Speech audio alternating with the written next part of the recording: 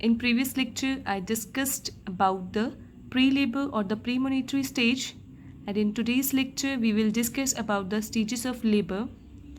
So there are 4 stages of labor, like in first stage, which is only concerned with the preparation of the birth canal, and in second stage, there is a delivery of the baby, and in third stage, there is a delivery of placenta, and the last stage, which is a fourth stage, which is basically known as observation stage. In today's lecture, we will only discuss about the first stage, that is the first stage of labor, which is concerned with preparation of the birth canal. Here I use some colors to make this lecture more attractive. So let's continue with the topic, that is the first stage of labor. So the first stage of labor starts with the onset of true labor pains till the full dilatation of cervix, that is 10 centimeter. And next one is timing. In primary gravida, that is a woman who is pregnant for the first time, the timing of the first stage of labor is 12 hours. While in case of multipara, that is a woman who is pregnant for more than one time, the timing of the first stage of labor is 6 hours.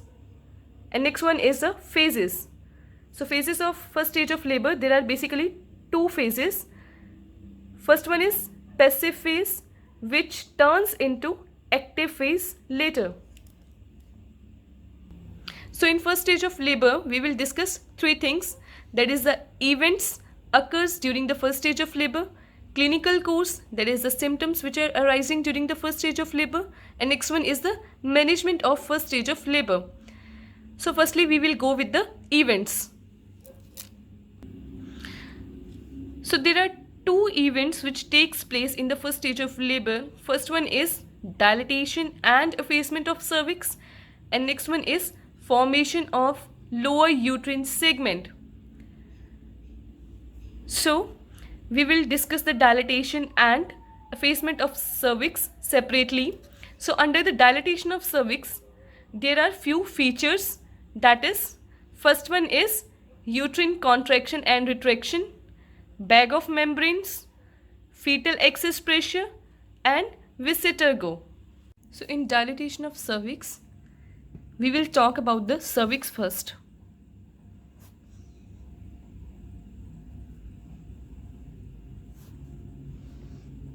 So cervix is made up of smooth muscles,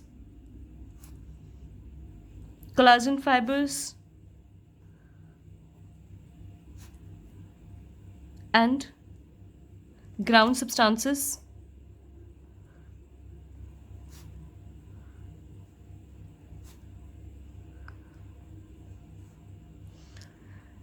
So next we will discuss about the factors which makes the cervix favorable for dilatation, that are ripening of the cervix, means the softening of cervix, and next one is increase vascularity, means increase blood supply to the cervix, and next one is glycose amino glycan, for example hyaluronic acid,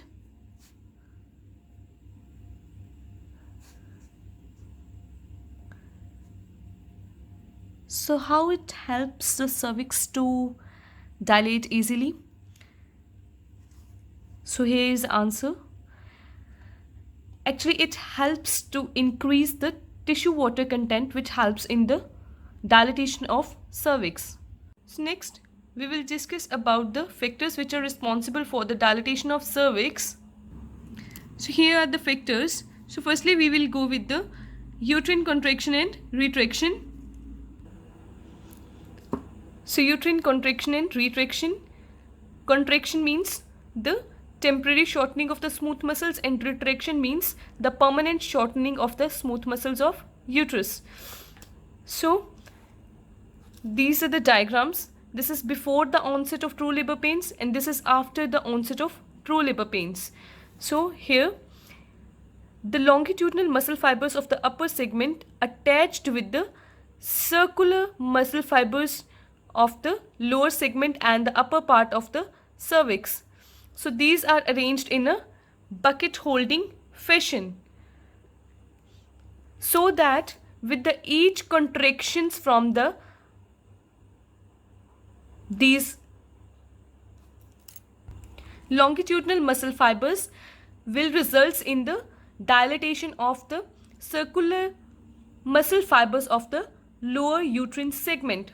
Like here, there is an active pull by the longitudinal muscle fibers, which in results dilate the cervix.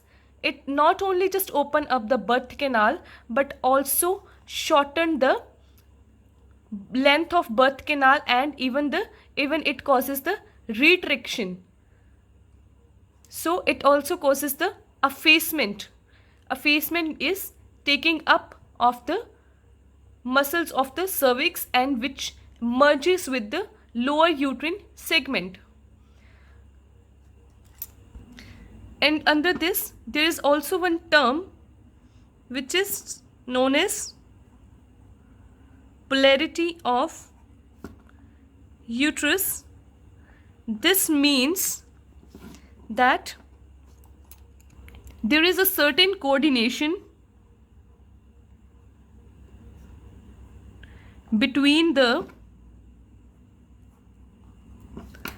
fundal contractions and cervical dilatation.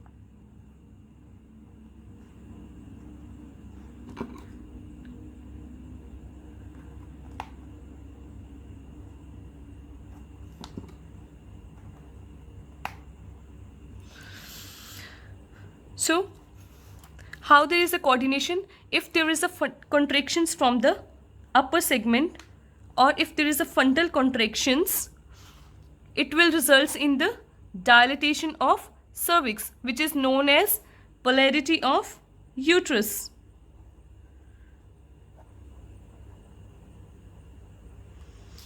So this is how it helps in the dilatation of cervix. Next factor is bag of membranes. So this actually I discussed in detail in my previous video, that is in pre-labor, as bag of membranes is one of the sign in pre-labor. So I think you should have to watch pre-labor. So next factor is fetal excess pressure. So under fetal excess pressure, this factor is only applicable in the case of longitudinal lie. It is not applicable in the case of transverse lie of the fetus. So in this, in the longitudinal lie, there is a more chances, there is a more tendency that the vertebral column of the fetus is straight. So when there is a fundal contractions, it transmits from the podelic, this is known as podelic pole, or the upper pole. So the uterine contractions transmits from the podelic pole or the upper pole to the fetal axis, and then the presenting part causes the mechanical stretching of the cervix, as presenting part exerts the pressure which causes the mechanical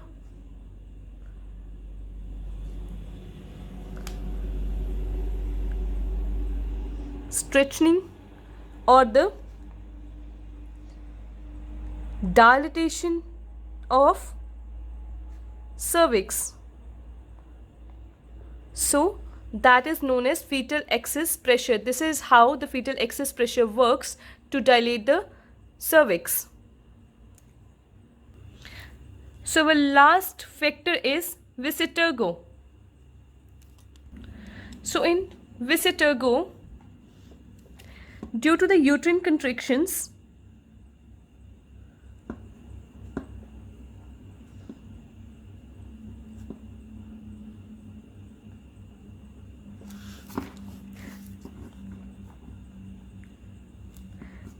the presenting part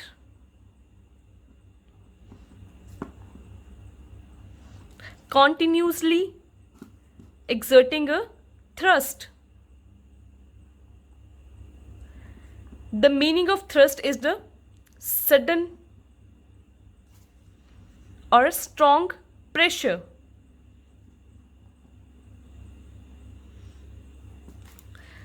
It exerts sudden pressure on the cervix, which leads to the not only dilatation but the pulling up of the cervix over the lower uterine segment.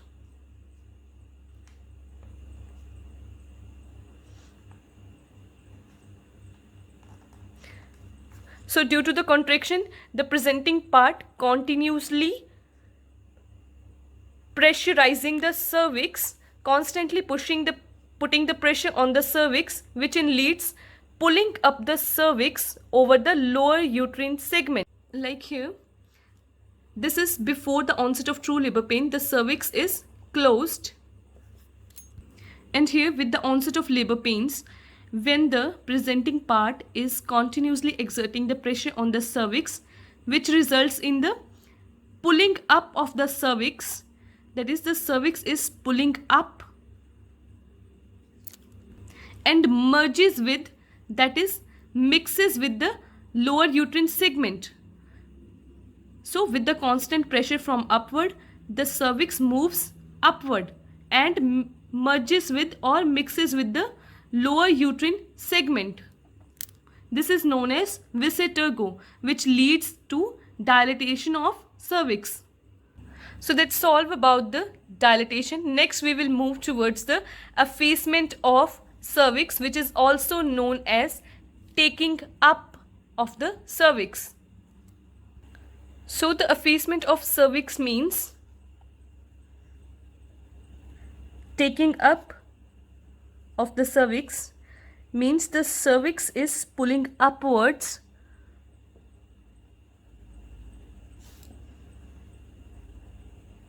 So in primary gravida,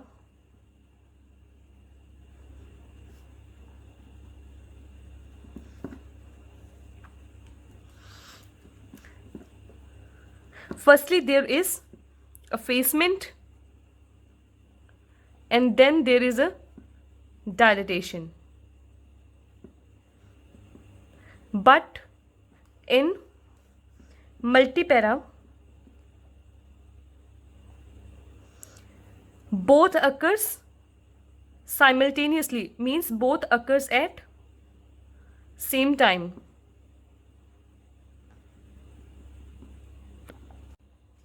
Like as shown in diagram in the primary gravida and multipara. So in multipara, the effacement starts occurring before in case of primary gravida. Like here the cervix is already patulous, means already wide opened. So in primary gravida, the woman who is pregnant for the first time, the cervix is look like that. As I discussed that there is effacement but not dilatation of cervix. Like you look here, there is effacement but still the dilatation is very less. So here is also the effacement is occurring in a progressive way. So in the last picture there is effacement but still that dilatation is very less. So firstly there is a complete effacement takes place, then there is a dilatation. But in case of multipara, as the cervix is already wide open, so the effacement and dilatation of cervix occurs simultaneously, means both occurs at the same time. Like here you can see the effacement is still pending but there is a dilatation of cervix too. So in the last diagram there is a full dilatation of cervix as well as the effacement of cervix.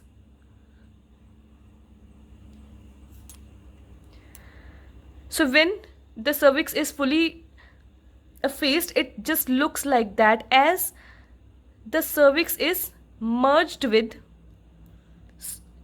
the lower uterine segment, means it mixes with the muscle fibers of cervix, is totally mixes with the lower uterine segment.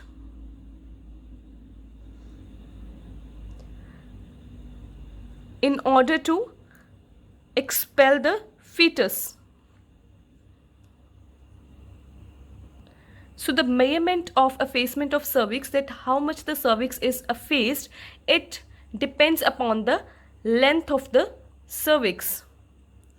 Like before the onset of labor, the length of the cervix is 3.5 to 4 centimeter, which starts decreasing with the onset of labor. As it effaced or the effacement is starting, then the length of the cervix is start decreasing. So the measurement occurs in percentage. Like we can say 0% effacement. There is a 0% effacement when the length of the cervix is more than 2 centimeter. There is 50% effacement, 100% effacement.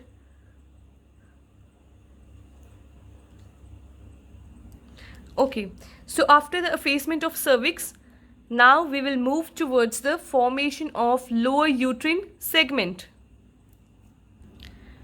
So under the formation of lower uterine segment, that before the onset of labor,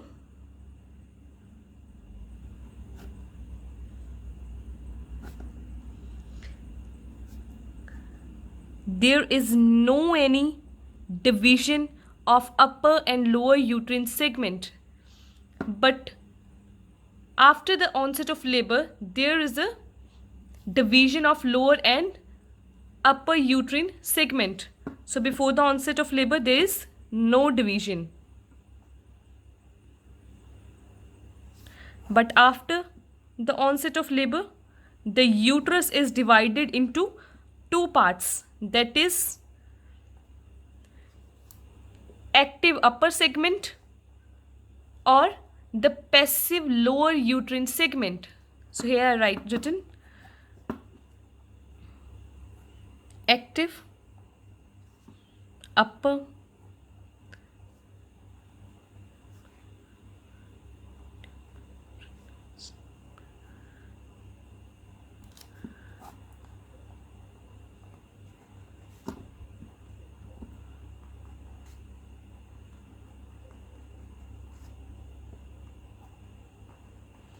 and it is divided by the physiological ring. There is a formation of a ridge between the upper uterine segment and the lower uterine segment, which is known as the physiological ring. Like here, this is the upper segment and this is the lower segment, which is divided by a formation of ridge, which is known as physiological retraction ring. Sometimes it is confused with the pathological retraction ring, which is actually an abnormality, but physiological retraction ring is normal. So this is known as upper segment, it is known as active segment. Why? Because it is actively involved in the process, as it exerts the continuous pressure for the dilatation of cervix. As the fundal contractions, that is the contractions which arising from the upper segment to dilate the cervix of the lower uterine segment. So that's why this is known as active upper uterine segment, and this is known as passive because it just accept what others are doing. So it accept what upper uterine segment is doing, as they are taking initiatives to dilate the cervix. So they, without any resistance, they just allowing the contraction waves from the upper segment and cause dilatation in the cervix. So they just obey the orders of others.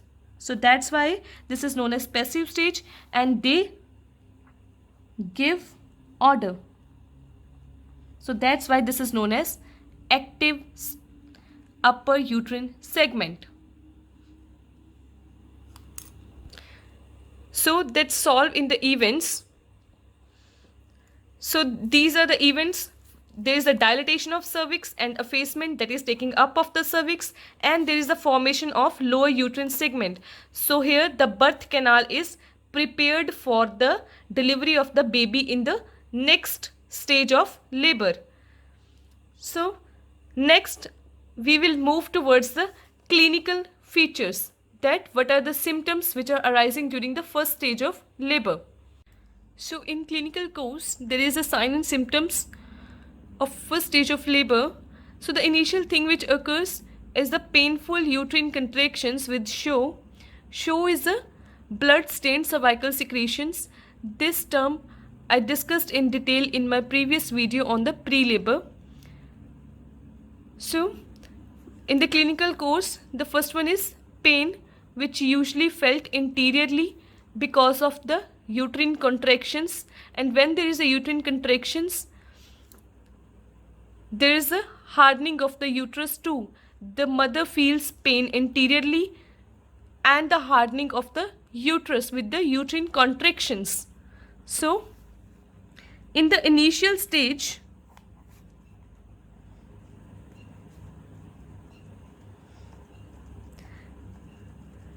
the contractions are less frequent, like the contractions occurs after 15 to 20 minutes, and the contractions duration is, means the contraction stays for only 30 seconds. So it causes less discomfort. But in the late stage of labor, or the late first stage of labor, the duration, intensity and frequency of uterine contraction increases, as it start occurring every 3 to 5 minutes, and the duration of uterine contractions is more than or 45 minutes. Means 45 minutes or more than 45, sorry, it's seconds. Means the uterine contraction stays for 45 seconds. It's not minutes, sorry, that's my mistake. Okay, so the mother feels pain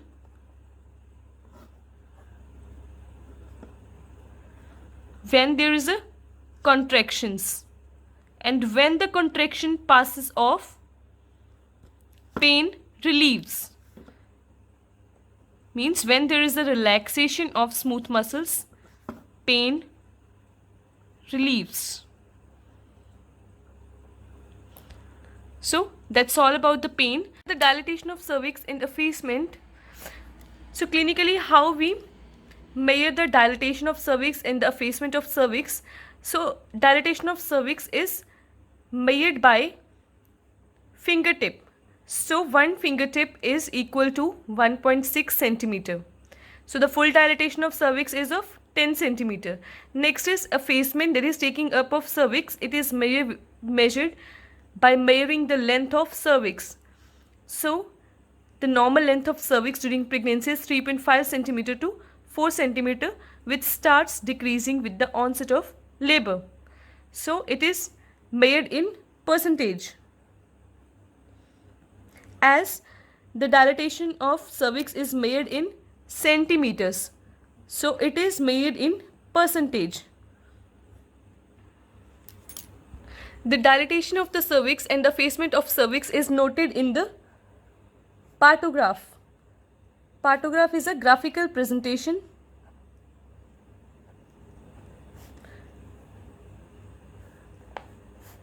So, it is basically a graphical presentation which consists of cervical dilatation and the descent of head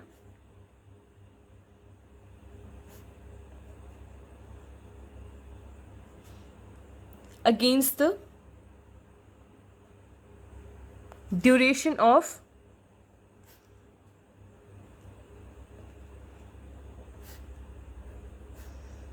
labor, like this. So here is the duration, here is a cervical dilatation which goes upward, like here 1 centimeter, 2 centimeter, 3 centimeter, and the descent of heads from upward to downward, like here is a -3, -2, -1, 0, then there is a 1, 2, 3, like this. These are the stations of head, and the 0 is on ischial spines of pelvis.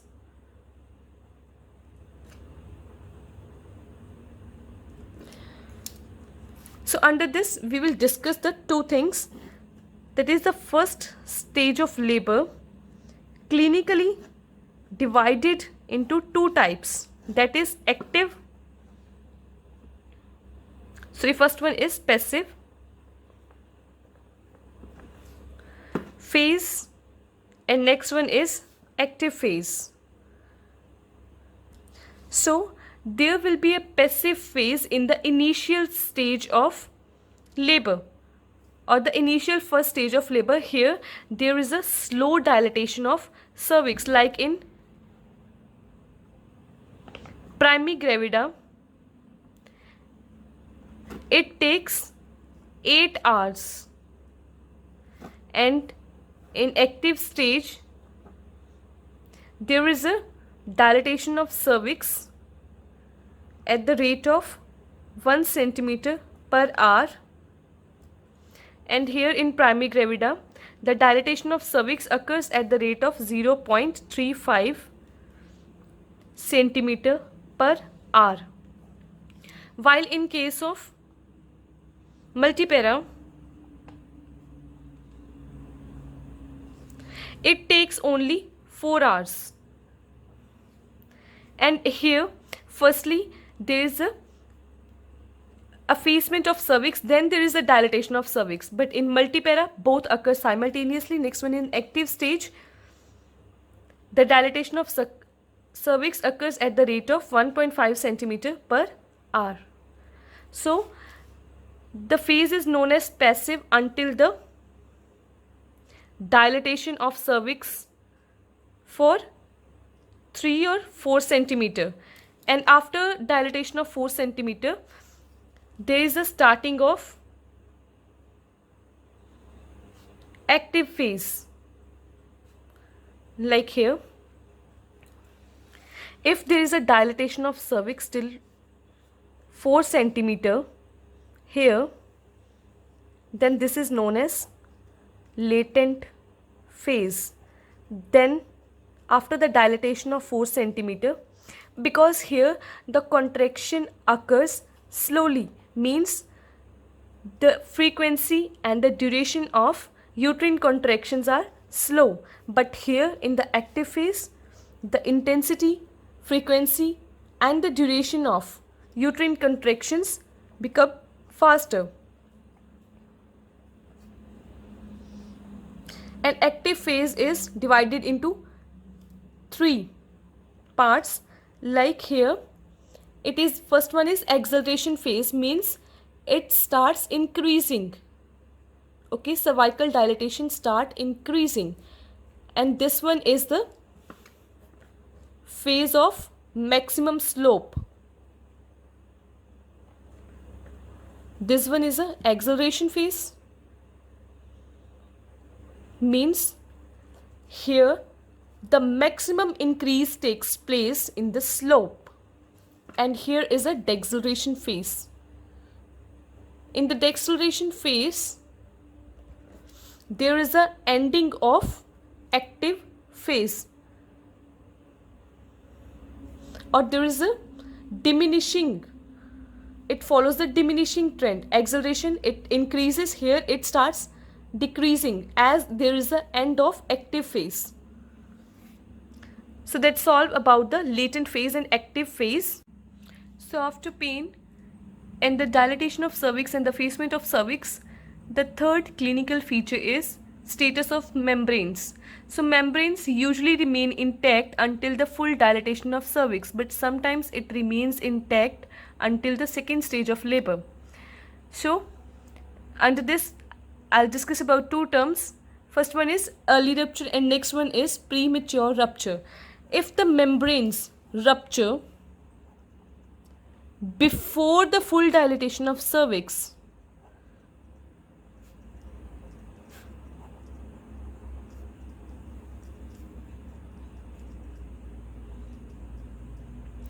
then it is known as early rupture.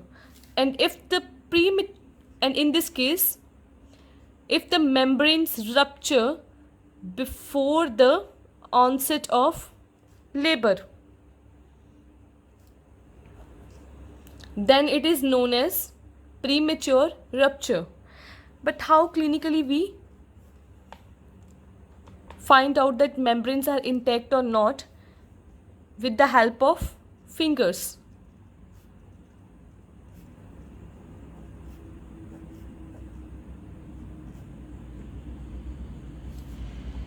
And even when the contractions occurs, there is a bulging out of membranes. So when the contractions passes off in the initial stage, it relaxes. So next one is maternal condition and the fetal condition. The general health of the mother remains unaffected, but there are changes in the vital signs in mother. So first of all, the pulse rate is increases by 10 to 15 beats per minute from normal. And next one is blood pressure.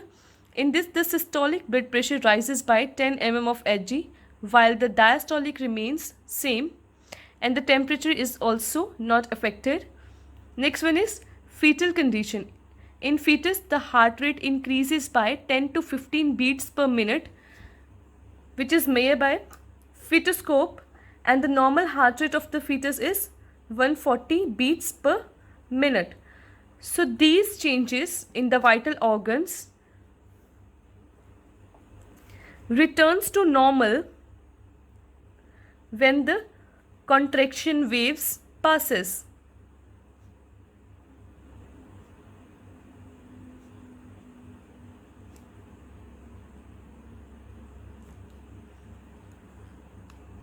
So that's all about the clinical course. So after the clinical course, next we will move towards the management of first stage of labor. So in the management of first stage of labor, we divided the management into the two phases, that is the medical management and the nursing management. So under the medical management, there is a division into two, that is the pharmacological and non-pharmacological management. So under pharmacological management, there will be administration of drugs which is given during the first stage of labor. So the drugs which is given during the first stage of labor is mainly misoprostol, oxytocin, prostaglandins,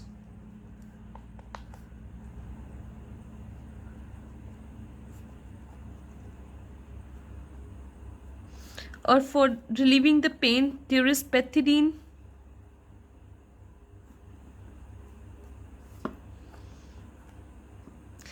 and nitrous oxide. So these are basically the pain relievers.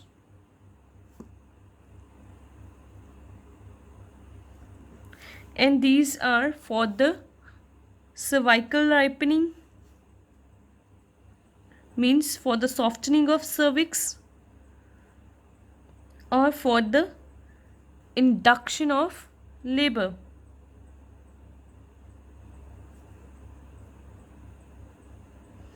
So in case of non-pharmacological management, you can cover these points, like first of all, emotional support. Provide the emotional support to the woman by giving the proper information regarding the procedures which are going on.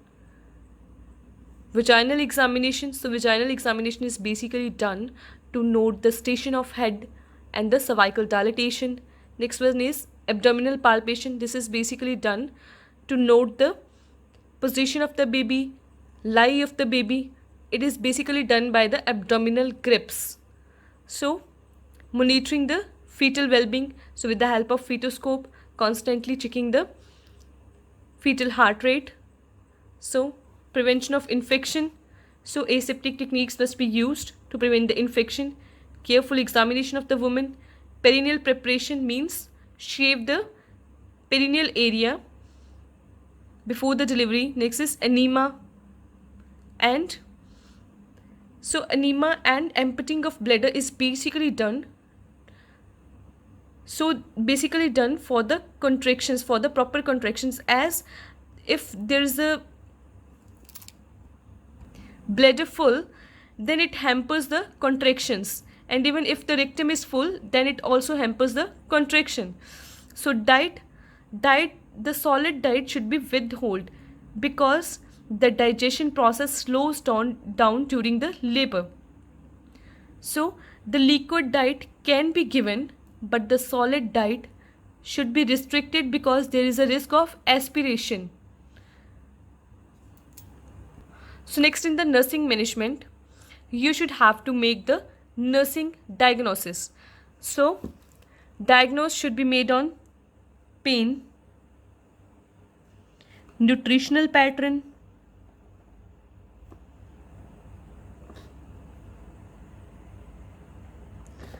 elimination or eliminatory pattern,